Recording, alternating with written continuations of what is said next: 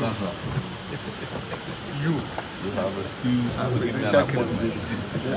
Please quickly call the appeal.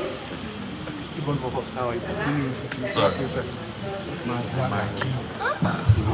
Criminal appeal for hearing action number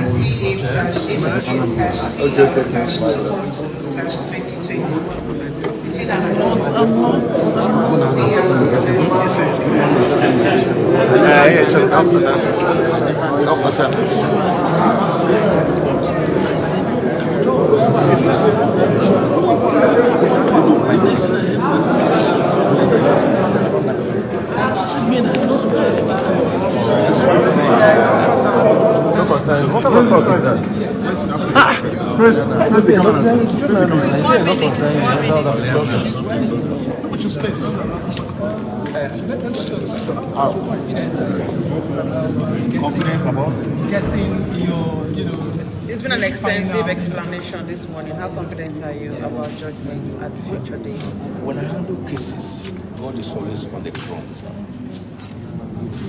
In the case of Nnamdi Kanu, God has taken over the entire proceedings. There's no question about that. We all saw it in court today.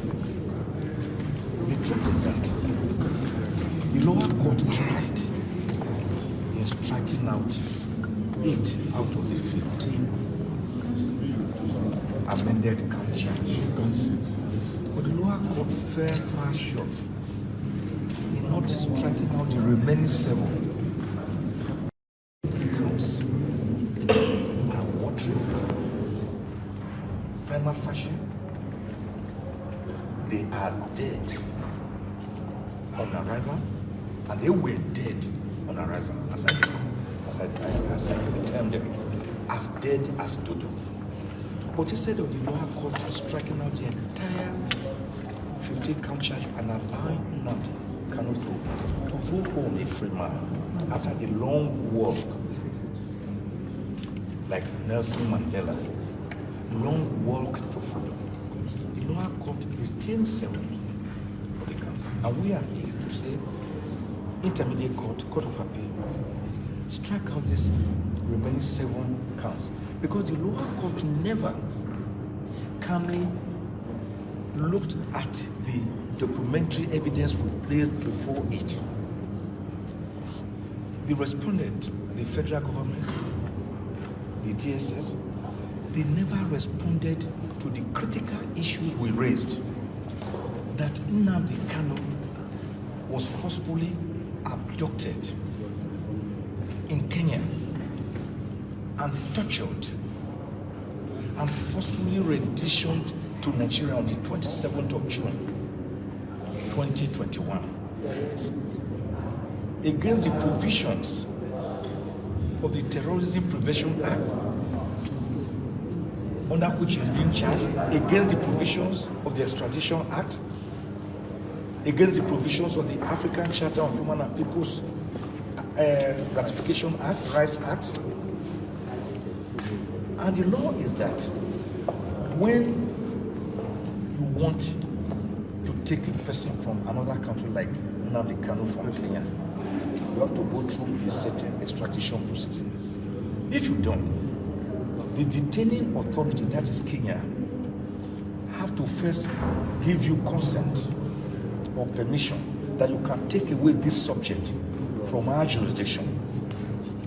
Kenya did not do that. In fact, Kenya said, we never told them to take Nnamdi Kanu away from here. So what the government did was to apply brute force, Vietnamese, in a most savage manner, by capturing Nnamdi Kanu the same way the federal government had done against Umaru Diko, who was Shagari's minister. And we have cited several cases before the court in other jurisdictions to show that a person you have brought in forcefully cannot stand trial on counts that were existing before you brought him back, which did not amount to the offense you are now saying he has committed. And by the way, the Federal High Court Act the Administration of Criminal Justice Act, and Supreme Court and Court of Appeal decisions say when you are charging a person for a criminal offense, you must state with particulars the place where he allegedly committed the offense, the time, the venue. But in this case, all the remaining 7 counts, they are saying, 6 of them, that Nnamdi Kanu made certain broadcasts. Broadcasts from where? From the spirit world? You did not tell us. From Ghostland? You did not tell us. And you know what they did? That was because in our earlier objection to the first charge, where they said he made the broadcast from the United Kingdom, they tried to run away from that by now saying he made the broadcast without stating where he made the broadcast from. And the law is that you cannot charge a person in such a vague and invasive manner. The Federal High Court does not have global jurisdiction over crimes allegedly committed in other parts of Nigeria. The only count that they mentioned a venue was one of the counts where he was accused of importing a transmitter, and that it was accosted at Obulo Isuzo in Ihiala local government area of Anambra State. Of course, Ihiala local government area of Anambra State is not within the jurisdiction of the Federal High Court, such as to preside over the matter against Nnamdi Kanu in that respect. There's another point also, which is that he's being tried for allegedly committing these acts as a member or leader of IPOB. Because according to the federal government, IPOB has been banned or proscribed. Meanwhile, we have since filed an appeal against this proscription, and the appeal is pending, is extant before the same court, at the Court of Appeal. And you cannot begin to carry out a charge against a person based on a foundation which we are telling the Court of Appeal to remove. The question you should ask yourself is simple. Were Nnamdi Kanu to be, and the Court of Appeal later finds out or discovers that unlawfully and wrongfully proscribed, what do you do about that? So we are saying they should, the law is that they should wait. Whether the doctrine of this pendant, they should wait first for this court to determine the proscription of IPOB, whether it was lawful or illegal. And they are jumping the gun. So all in all, Nnamdi Kanu has no case against him at all. He's being kept in detention by the same DSS who investigated him, the same DSS who arrested him, the same DSS is detaining him, the same DSS is still keeping him in custody, the same DSS through the federal government is also prosecuting him. So where is the justice when you are the investigator, the arrestor, the accuser, and the prosecutor? Where is the justice? Justice is not only for the government, it's also for citizens like Nnamdi Kanu. Nnamdi Kanu has not done anything wrong, and we have been able to demonstrate now, as we did before the law court, that Nnamdi Kanu never jumped bail. You jump escape trial. But we all saw that on the 16th of September 2017, Nnamdi Kanu was with his late father, Eze Kanu, in his ancestral home at Umuahia, Afarau, Ibeku, Umuahia, Abia State, when the federal government, using the army through Operation Biafra, invaded the home and killed in cold blood 28 unarmed Nigerians.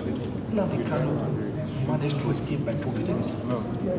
Are you saying that he should have waited came in when every evidence pointed to the fact that he was to be eliminated. And when he escaped to Israel, he quickly deposed on affidavit, giving circumstances order which he gave. So he never jumped bail. This thing must be clear to the public. That Nnamdi Kanu was enjoying his bail from 2015. He never jumped bail for 1 day until they forced him to flee. So by the grace of God, this is a case where the justice of the matter points in the direction that the remaining 7 counts charged still pending against Nnamdi Kanu before the lower court, Joseph Netanyahu, will be struck out by this court of appeal. And Nnamdi Kanu, after the long walk to freedom, I will become a free man. And by the way, it is even advisable that he walks into freedom. Because as we speak today, I read the entire southeast is in a lockdown. Nnamdi Kanu has therefore become a metaphor for the struggle of a people, the Indigenous race, who are saying, according to them, under their name of Biafra, give us self-determination. Self-determination is allowed by all international conventions, even by the United Nations Declaration of Human Rights and United Nations Convention, all the various conventions. Self-determination is allowed. And he's saying, let the people, and he never did that violently. We all saw that IPOB people were always on the street marching, blowing whistle, wearing beret. He never killed anybody until the government introduced violence. Today, for example, it's a state that is still want that. The judiciary wants that. Let us all make this amity. And this country is one and it belongs to all of us. So I believe by the grace of God,